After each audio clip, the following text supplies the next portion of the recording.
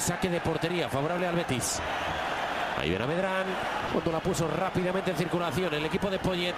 Quiere montarla contra el envío perfecto para Joaquín. Encara Joaquín, Joaquín en el mano a mano.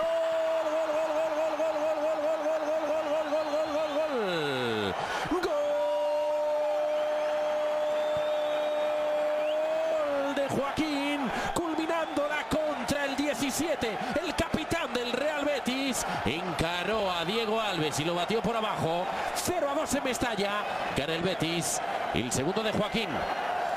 Te iba a decir que una cuestión era cómo tácticamente se ordenaba el Valencia, la otra cuestión era cómo se iba a adaptar el Betis a esa situación. Pues bueno, el saque rápido de Adán le ha dado ventaja, el inicio de la salida de balón y el cambio de juego le ha dejado a Joaquín encarar, tener tiempo, elegir, hasta tenía posibilidad de pase al medio, finalizado como con la calidad de jugador que tiene. No se ha puesto nervioso, no le han temblado, no han subido las pulsaciones más que las de la carrera.